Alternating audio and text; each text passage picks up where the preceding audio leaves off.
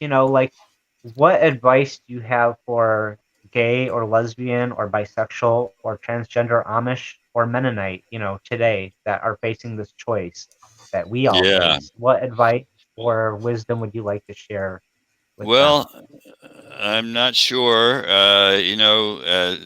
Things are a lot different now than they were when I was growing up. I'm not saying that everything is, hunky dory right now, but um, I think that it is,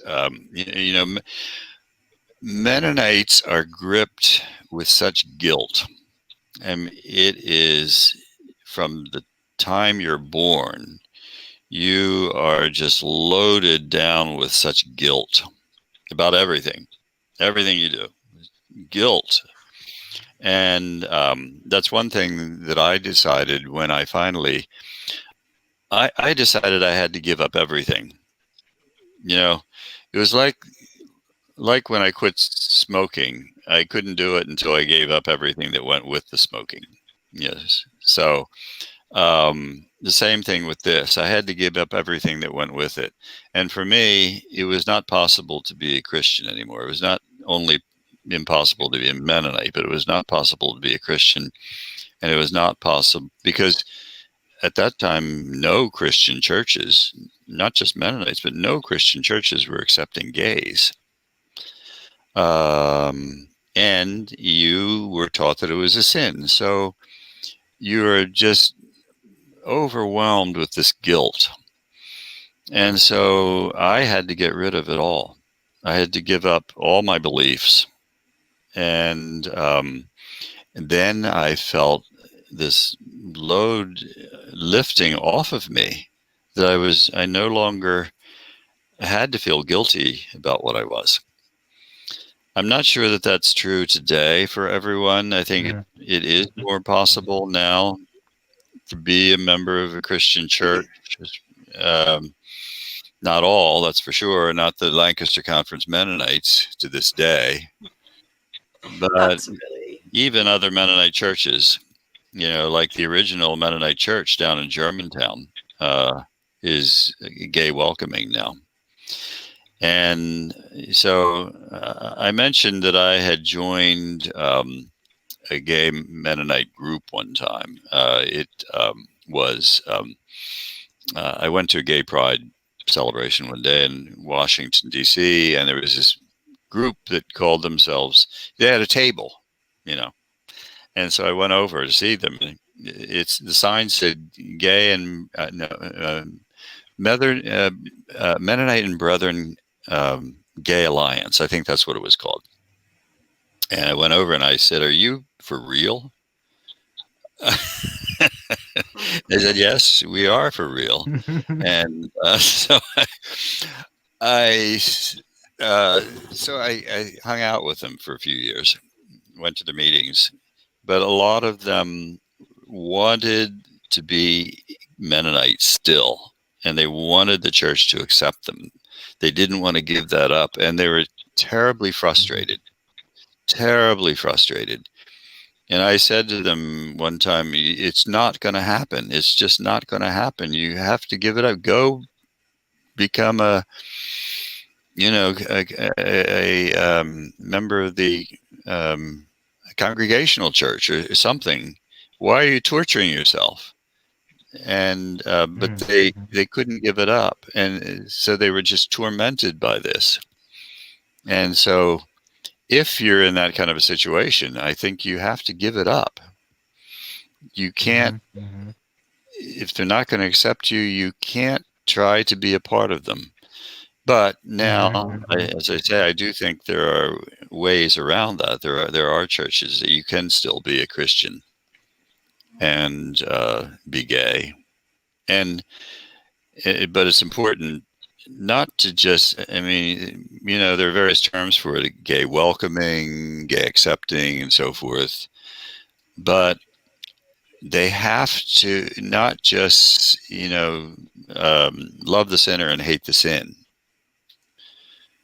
You know, Yes. that is not going to work. You still Yeah, saddled with all that guilt. I It has. never formally joined the Amish church. And I went most of my life without, going to a church or being a part of a Yeah. group. And so the last 5 years I've been going to the Centers for Spiritual Living, which is Hmm. not exactly a conservative church. But Right. yeah. So yeah, coming into a more structured spiritual environment has been beneficial in a way, in a lot of ways for me. Yeah. And one of the things that really bothers me is that, when Amish and Mennonite leave the church, they're like bombarded with the most conservative, churches around Mm. them. It's like a contest to get them into their own membership. Um, Yes. and and the original Anabaptists were not really all that conservative. I mean, they were That's rebelling right. against the conservative Catholic Church. That's right. They were not the status quo. They were not the establishment. I said this. I went to a reunion at LMS. I always went to my reunions, and the last one was our 60th reunion. Mm, And they asked me to speak because even though they don't like the way I've gone, they have a lot of respect for me because I'm more educated than most of them are and all that. And they think that I have accomplished something. So they asked me to speak to the group, and I told them that I work with scientists a lot. And in fact, I was writing a book in collaboration with two scientists at that time. And I said, I have enormous respect for them. And I said that I did a little research into it. Occurred to me one day, I wonder what the early Anabaptists thought of science.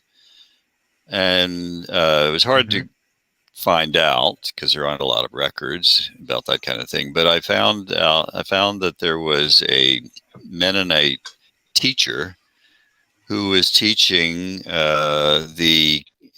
the science of the that the Earth goes around the sun rather than the other way around. And that was a revolutionary concept. And we know that Galileo was sent to prison for that around about the same time by the Catholic mhm, Church. mhm, And here mhm. there's a record Yeah. of a Mennonite teacher teaching that in the school. So I said, they weren't backward Wow. originally.